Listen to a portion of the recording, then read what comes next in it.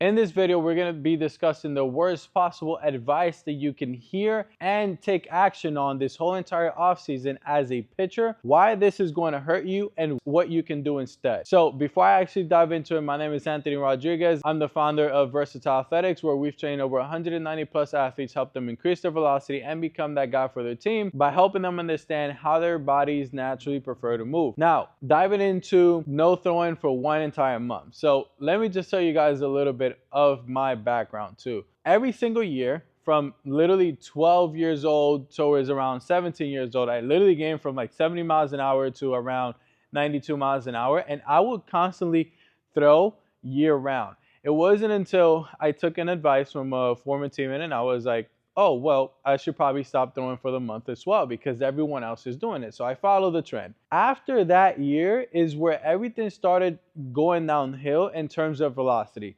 I lost velo, I lost feel and rhythm, my arms started to hurt, and I couldn't find myself until literally mid-season. And the reason why a lot of those things happen is because I try to ramp myself up after I didn't throw for a whole entire month. It was already in December and season was around the corner. Now I needed to try to do a bunch of things just to really catch up to what everybody else was doing. And it's the worst strategy ever. And if I could do it all over again, I would continue to throw year round. Yes, pitching and throwing year round are two very different things. We're going to go ahead and dive into it. So now starting off with the first breakdown, you won't forget how to throw. That is 100% correct. You will not forget how to throw. It's not like you won't remember what throwing a baseball is like. However, pitching, throwing is so rhythm-based, feel-based that when you don't actually throw for a certain amount of time, your body would forget how to properly get or efficiently get into those different motions, which then ties up to timing and tempo. Timing and tempo, when you break down a pitcher that's throwing 90, 95 compared to a pitcher that's throwing 100, the biggest differences between these athletes is the timing as to when their hips get open, when their shoulders get closed, so like peaking, the time that they peak hip to shoulder separation, the time as to like where and when their intent actually takes over. So these are things that you constantly have to train and train and train and train over the years, because consistency is by far the best thing that you can actually do for longevity, increase your velocity, throw more strikes, and actually know and understand what your patterns are doing. So imagine if you took this whole entire month off from throwing. What do you think that's going to do to your timing and to the tempo? Imagine vice versa if you were a hitter. Imagine like you saw no pitching for a whole entire month.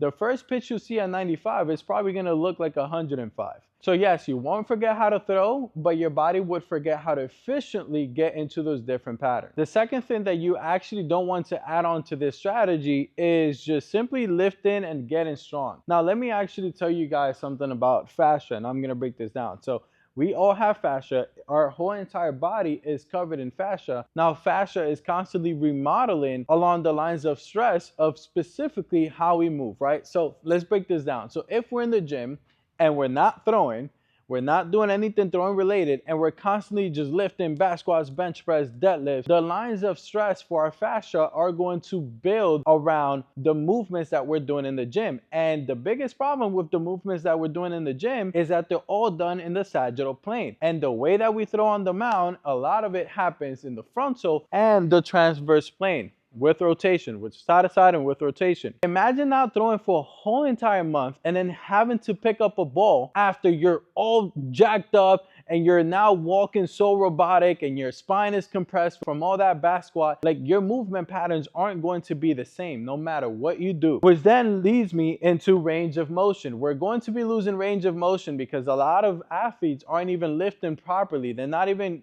getting into the correct positions that they need within these lifts. Many pitchers also neglect overhead lifting because they think it's going to hurt them, which is another video. But if you're neglecting where your arm and where you actually perform in, when you try to get into those positions after neglecting them for a whole entire month and adding lifting on top of it, it's just going to be a whole entire nightmare. And again, with what I've been saying, a lot of the lifting that athletes are doing is all happening up and down sagittal plane, completely neglecting the transfers and the frontal plane. So forgetting how to efficiently get into those movement patterns, and now being stuck into one sagittal plane with limited range of motion, trying to pick it back up is not going to work in your favor. Now, there's also a common saying that you cannot pitch year round, and yes, that is absolutely true. I wouldn't recommend it. However, you can still throw year round. So what does throwing mean year round and pitching mean year round? Pitching means like you're actually throwing in games. You're throwing bullpens, you're pitching against other teams, etc. Like, I would actually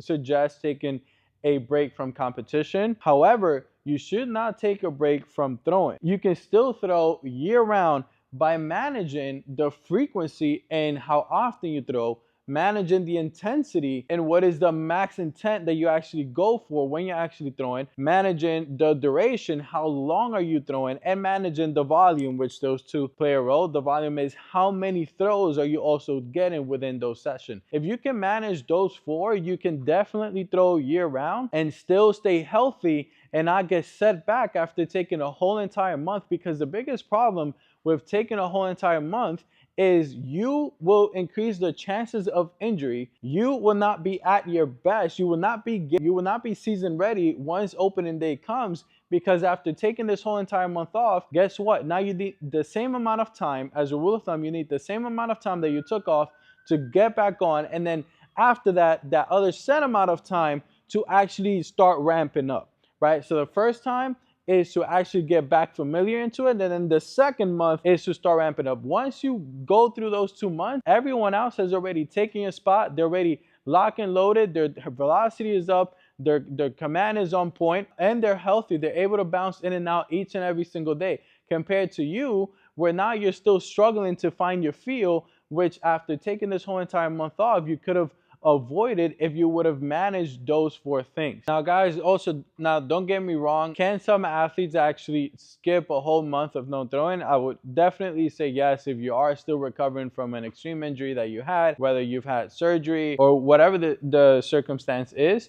But for 95% of the athletes out there, you should not be taking a whole month off from throwing, especially if you're barely pitching in the season. Right? You can still manage a lot of these. Now, what is a structure that you can actually follow instead of not throwing for the whole entire month? I got you guys already with that. So this is kind of like an example framework in which we have all of our athletes go through, and I'll be delivering that for you guys down in the description. So go ahead and grab it if you actually want this. You want to follow it this whole entire off season. So before we actually get into the deload of the month off, for some of my athletes that actually do want a break, that just want to get a little bit away from the sport, I actually do give them anywhere from 3 days to 7 days off, and I leave that up to them. I'm like, dude, whatever it is that's well for you. A lot of them really just take 3 days off and they're like, hey, we're ready to rock back in. So let's say that's out the way. The first week, what we do is we throw 2 to 3 times a week, and we keep the intensity around 75%. So within those 2 to 3 times a week, whatever you guys pick for yourself, have a day in between of rest. We're also cutting down the max distance that they normally throw to around 50 to 60%. Now, if you're someone that only goes up to like around 120, obviously, you can still mix those in, but just keeping the intensity overall low. The whole entire thought for this first week is to still feel rhythm and feel and not lose it. Week number 2, we're going to keep the same intensity. We're going to be throwing for 2 to 3 times a week. We're going to be keeping the intensity around the same 75. We may bump it up to around 80-ish%. The only difference is that we are going to be including the mound. That is something that you guys cannot forget. Flat ground and mound throwing are 2 different things. Your mechanics will change. So we start incorporating the mound, throwing 1 to 2 times a week on the mound from those 2 to 3 days. On week number 3, we're adding another day or 2 of throwing, so now you're up to throwing 3 to 4, maybe 5 days. And now on this specific week, we're also throwing off the mound 2 to 3 times a week. Again, there's still no bullpens. It's just really feeling the timing and the feel of your pitching mechanics so that the whole entire rhythm stays with you. You can also bump the intensity that you're throwing to around 85%, and we allow 2 to 3 throws at around 90% towards the end of their session. For week number 4, this is where now we're throwing up to 5-6 days a week, and now we've included the mound more regularly with the drills that they're doing. Their intensity is now up between 85-90% with some sprinkles of 95, maybe closer to 100% intensity for just a couple of throws. Now in this week, we're actually introducing to them their first bullpen day, and we normally cap their bullpen days for around 10 to 15 pitches, and we literally quite simply just keep them all fastballs. Depending on how advanced they are, we may throw one specific off speed a couple of times, but that's about it. We're keeping everything simple. Now right after you guys get done with that month, then this is when we start introducing a more advanced throwing sequence of throwing more time, 1 to 2 bullpens off the mound, incorporating different pitches. Now we start focusing on their command series, making sure that everything is transferring over on the mound. Now again, there's a million different ways in which you can structure an off season. This is just if you plan on taking a month off, I would suggest going through this phase, and then after that, maybe you can do a velo phase, or maybe you do that velo phase, then you do a command phase.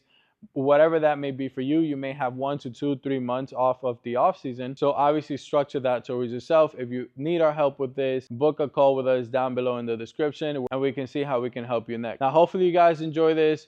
Don't make the mistake of not throwing this whole entire season. If you want to stay healthy, if you want to be ready by season, follow these steps. They will do you a lot better than actually not throwing. And as always, I'll see you guys on the next one.